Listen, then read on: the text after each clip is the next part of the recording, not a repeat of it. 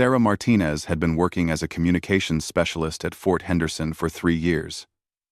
She knew every corner of the massive military installation, from the underground bunkers to the towering command centers.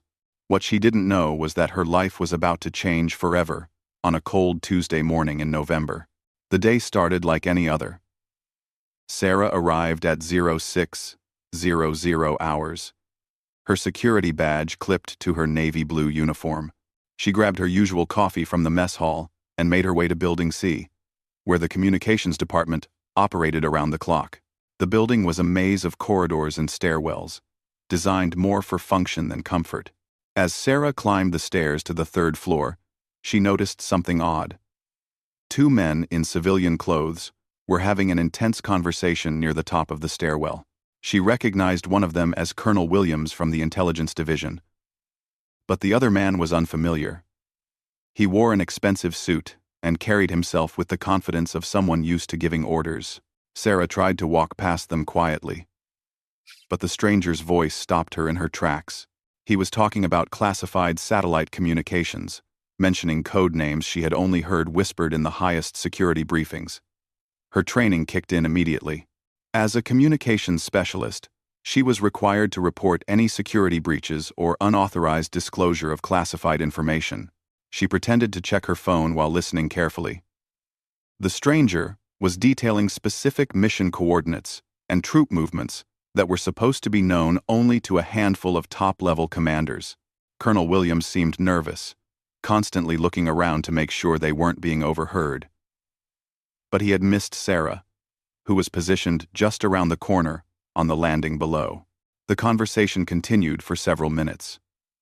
Sarah learned that the stranger represented a foreign intelligence service and was paying substantial amounts for the information. Colonel Williams was passing along details about upcoming military operations, including the locations of special forces units and the timing of sensitive missions. Sarah's heart raced as she realized the magnitude of what she was witnessing. This wasn't just a minor security violation.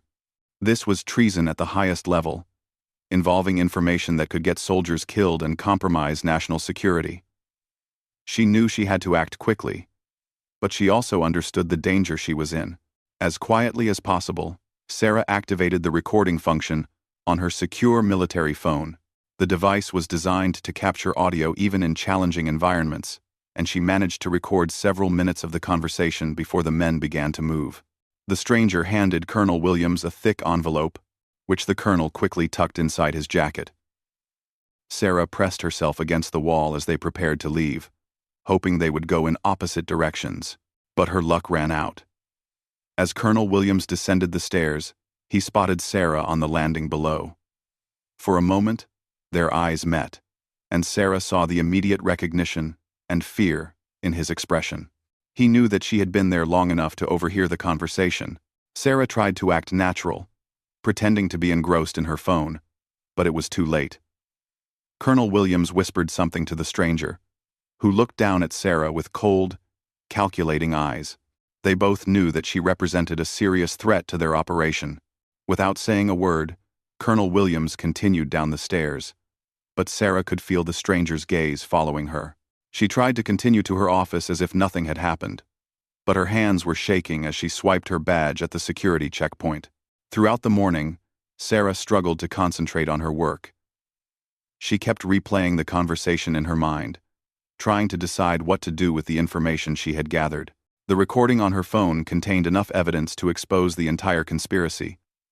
But she also knew that going up against a colonel would require careful planning and ironclad proof. During her lunch break, Sarah made a decision that would change everything. She decided to make copies of the recording and hide them in different locations. She also began documenting everything she remembered from the conversation, including dates, times, and specific details about the classified information that had been discussed. As she worked on her documentation, Sarah noticed that she was being watched. The same stranger from the stairwell was now sitting in the mess hall, pretending to read a newspaper while keeping an eye on her table. She realized that they were already taking steps to monitor her movements. Sarah finished her lunch quickly and returned to her office. But the feeling of being watched never left her. Throughout the afternoon, She noticed unfamiliar faces in the corridors. People who seemed to have no specific purpose, but were always nearby. She began to understand that she had stumbled into something much bigger and more dangerous than a simple security breach. As her shift ended, Sarah made another crucial decision. She would not go home that evening, as usual. Instead, she would stay late at the office and use the secure military communication systems to contact higher authorities. She knew that once she made that call, there would be no going back. But as Sarah prepared to take action, she had no idea that Colonel Williams and his associates were already planning their response. They had identified her as a threat that needed to be eliminated quickly and quietly. The wheels were already in motion for a confrontation that would rock the entire military base and expose a conspiracy that reached the highest levels of command. Sarah stayed at her desk until well past 8 p.m., long after most of the day shift had gone home. The communications center was nearly empty, except for the skeleton crew that maintained overnight operations. She had spent the past 2 hours preparing a detailed report of everything she had witnessed, complete with timestamps and descriptions of the classified information she had overheard. As she prepared to transmit her report through secure channels to the Inspector General's office, Sarah heard footsteps in the corridor outside. This wasn't unusual during normal hours, but at this time of night, foot traffic was minimal. She listened carefully and realized that multiple people were moving through the building, their steps deliberate and coordinated. Sarah quickly saved her work and locked her computer terminal. Something felt wrong about the situation, and her military training had taught her to trust her instincts. She grabbed her jacket and the backup copies of the recording she had hidden in her desk drawer. The footsteps were getting closer, and Sarah could hear low voices discussing room numbers and locations. She realized they were systematically searching the building, and it didn't sound like a routine security patrol. Moving as quietly as possible, she slipped out of her office and headed toward the back stairwell, the same one where she had witnessed the conversation earlier that day. As Sarah reached the stairwell, she heard her name being called from somewhere behind her. The voice belonged to Colonel Williams, and he was asking the night duty officer about her location. Sarah's heart pounded as she realized they were actively looking for her. She climbed the stairs as quietly as possible, hoping to reach the roof access door. The building's roof had emergency communication equipment that could be used to contact base security directly. But as she reached the 4th floor landing, Sarah heard multiple sets of footsteps entering the stairwell below her.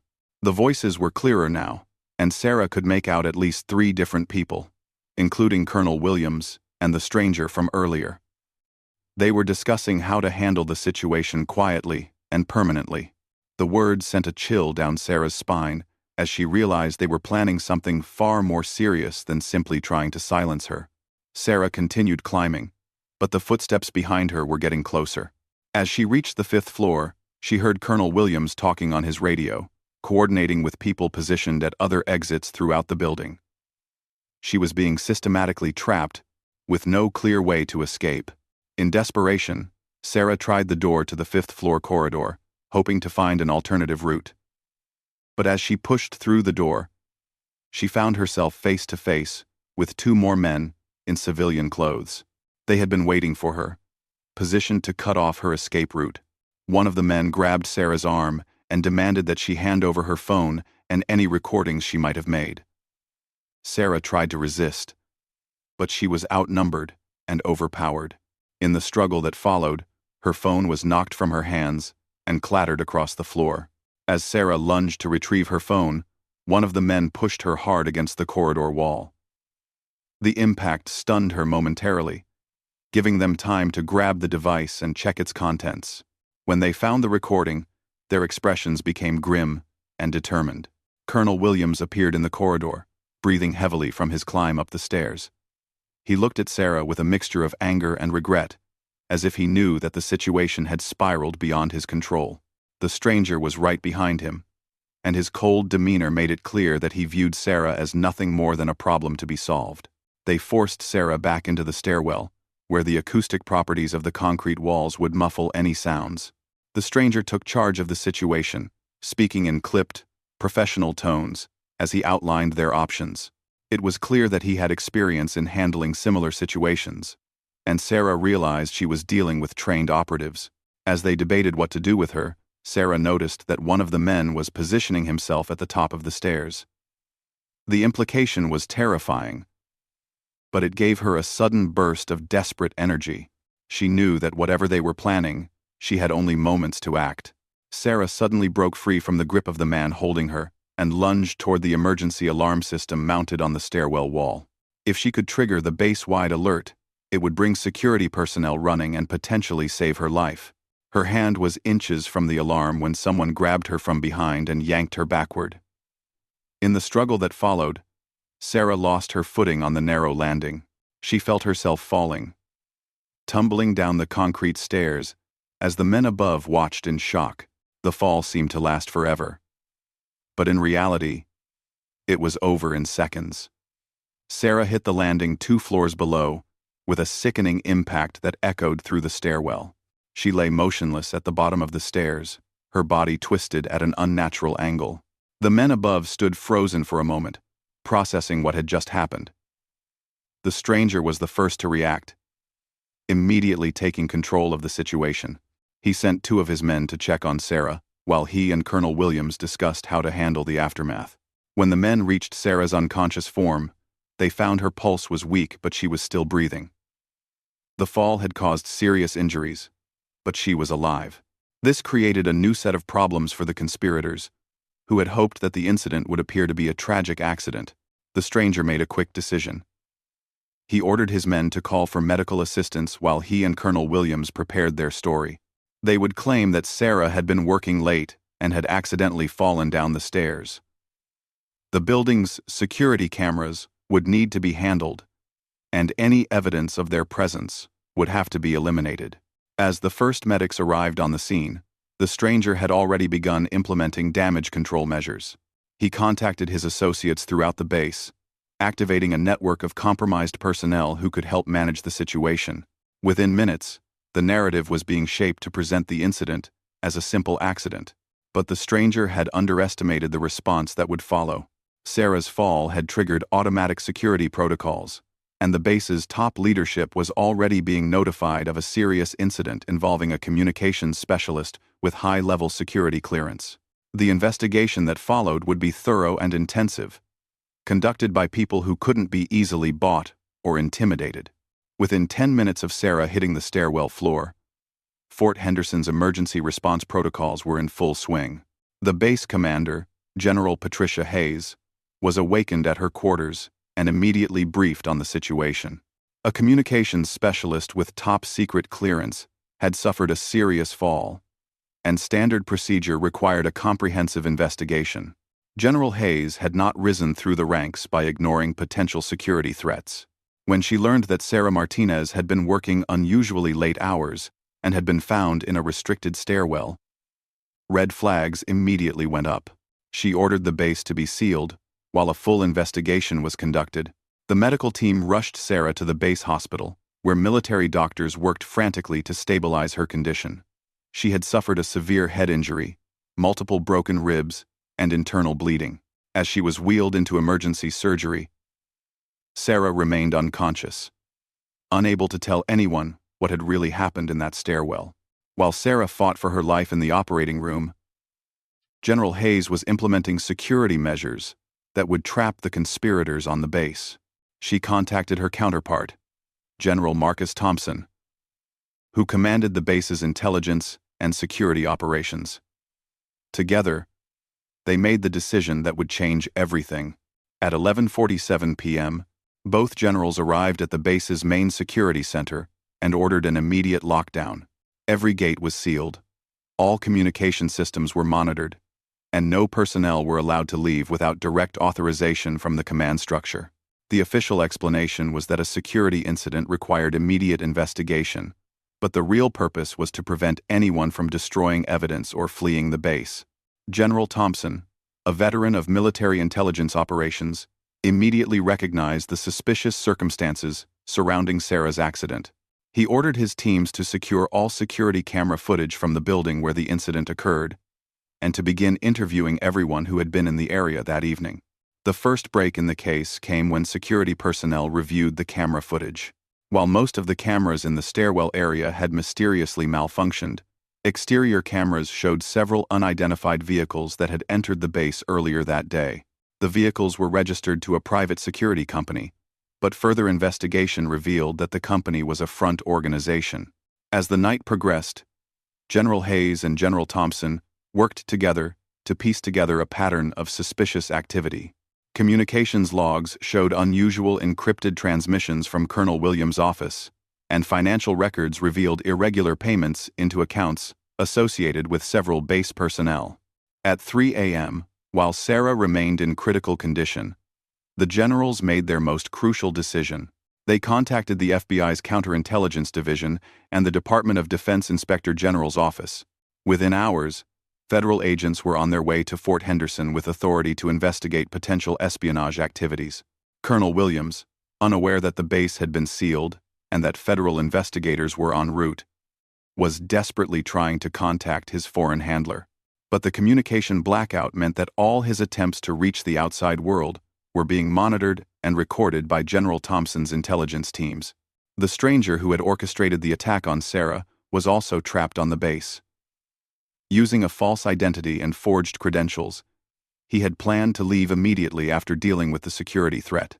Instead, he found himself confined to the base guest quarters, while investigators began systematically checking the background of every visitor and contractor. As dawn broke over Fort Henderson, Sarah's condition began to stabilize. The emergency surgery had been successful, and while she remained unconscious, doctors were optimistic about her chances for recovery. More importantly for the investigation, they confirmed that her injuries were consistent with being pushed down the stairs rather than a simple fall. General Hayes used this medical evidence to justify expanding the investigation.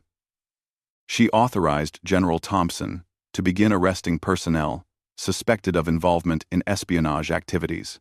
The first target was Colonel Williams, who was taken into custody as he attempted to destroy classified documents in his office. The arrest of Colonel Williams triggered a cascade of events that exposed the full scope of the conspiracy. Under interrogation, he revealed the existence of a spy ring that had been operating within the base for over 2 years. The ring had been selling classified information to multiple foreign intelligence services, compromising numerous military operations and putting soldiers' lives at risk. Federal agents arrived at Fort Henderson just as General Thompson's teams were conducting simultaneous raids on the homes and offices of suspected conspirators. The coordination between military and civilian investigators was seamless, resulting in the arrest of 12 base personnel and 5 foreign operatives. The stranger who had orchestrated Sarah's attack was identified as Viktor Petrov, a Russian intelligence operative who had been using multiple false identities to penetrate American military installations.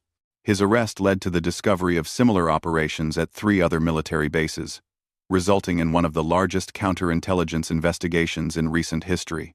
Sarah regained consciousness 3 days after her fall, with General Hayes at her bedside. When Sarah was able to speak, she provided crucial testimony that confirmed the investigators' theories about what had happened in the stairwell. The recording on her phone, which had been recovered and analyzed by FBI technical experts, contained enough evidence to prosecute the entire spy ring. The trial that followed made headlines across the country.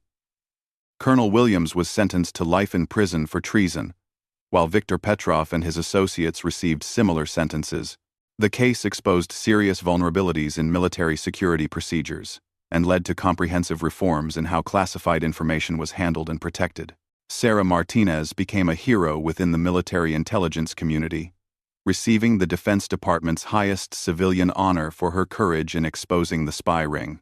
Her actions had prevented the compromise of ongoing military operations and potentially saved countless lives. The 2 generals who had made the crucial decision to seal the base, Patricia Hayes and Marcus Thompson, were both promoted and tasked with implementing new security protocols throughout the military. Their quick thinking and decisive action had turned what could have been a successful cover-up into a major victory for American national security. Fort Henderson was eventually reopened after a thorough security review, but the base had been fundamentally changed by the events of that November night. New procedures were implemented to prevent similar infiltrations. and the story of Sarah Martinez's bravery became part of the training curriculum for all military personnel with security clearances.